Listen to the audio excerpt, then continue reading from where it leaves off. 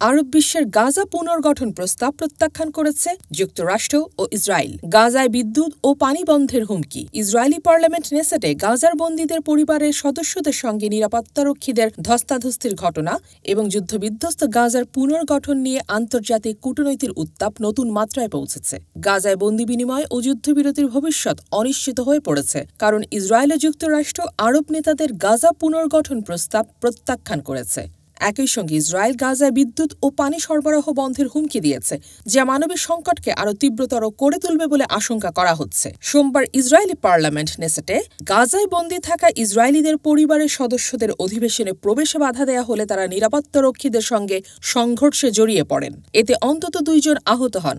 পার্লামেন্টের ভেতরে ছড়িয়ে পড়া ভিডিওতে দেখা যায়, নিহত এক সেনার বাবা ক্ষোভে নিরাপত্তারক্ষীদের উদ্দেশ্যে বলছে, আমার ছেলে তোমাদের রক্ষা করতে গিয়ে মরেছে, আর তোমরা আমাকে ঢুকতে দেবে না। এদিকে কায়রোতে আরব লীগের সম্মেলনে গাজার পুনর্গঠন নিয়ে মিশরের দেয়া একটি প্রস্তাব সর্বসম্মতভাবে গৃহীত হলেও যুক্তরাষ্ট্র ও ইসরায়েল তা প্রত্যাখ্যান করেছে। মার্কিন প্রেসিডেন্ট ডোনাল্ড ট্রাম্পের প্রশাসন জানিয়েছে, হামাস মুক্ত গাজাকে পুনর্গঠন করতে হবে এবং ট্রাম্পের পরিকল্পনাই একমাত্র গ্রহণযোগ্য সমাধান। ট্রাম্পের প্রস্তাবে গাজার শাসন পশ্চিমাদের হাতে রাখার পাশাপাশি গাজাবাসীদের জর্ডান ও মিশরে সরিয়ে নেওয়ার কথা বলা হয়েছে।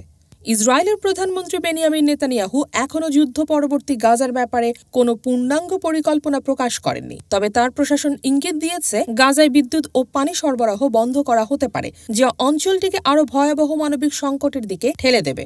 ইসরায়েলের এক মুখপাত্র বলেছেন, হামাসকে চাপে ফেলতে আমাদের কাছে একাধিক কৌশল রয়েছে, যার মধ্যে গাজার পানি ও বিদ্যুৎ সরবরাহ বন্ধের বিষয়টিও বিবেচনায় আছে।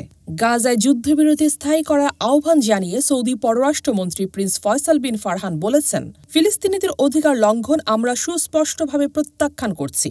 তিনি আরও বলেন, গাজার জনগণকে তাদের ভূমিতেই পুনর্গঠন করতে হবে এবং আন্তর্জাতিক সম্প্রদায়কে এই বিষয়ে একসঙ্গে কাজ করতে হবে। জাতিসংঘের প্রতিবেদনে বলা হয়েছে, অক্টোবর থেকে ইসরায়েলের টানা হামলায় গাজায় প্রায় 48,400 ফিলিস্তিনি নিহত হয়েছেন, যাদের বেশিরভাগই নারী ও শিশু। অঞ্চলটির 85% মানুষ বাস্তুচ্যুত হয়েছে এবং 60% অবকাঠামো ধ্বংস হয়ে গেছে। এই পরিস্থিতিতে ইসরায়েলি বাহিনী নতুন করে কঠোর দমননীতি গ্রহণের প্রস্তুতি নিচ্ছে।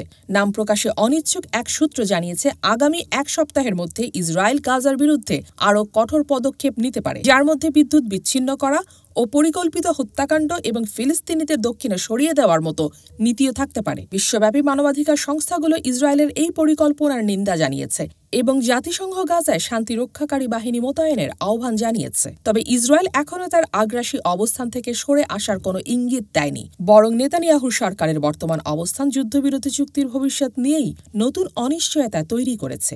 এদিকে গাজার মানবিক সংকট আরও গভীর হচ্ছে। খাদ্য সরবরাহ বন্ধ থাকায় হাজার হাজার মানুষ অনাহারে দিন কাটাচ্ছে। চিকিৎসা সরঞ্জামের অভাবে হাসপাতালগুলোতে প্রাণহানি বাড়ছে। বিশ্ব সম্প্রদায়ের চোখ এখন গাজার দিকে, কিন্তু ইসরায়েল আমেরিকার কঠোর অবস্থান এই সংকটের দ্রুত সমাধান হওয়া নিয়ে সন্দেহ তৈরি করছে। দেশ জগৎ ইন্টারন্যাশনাল ডেস্ক।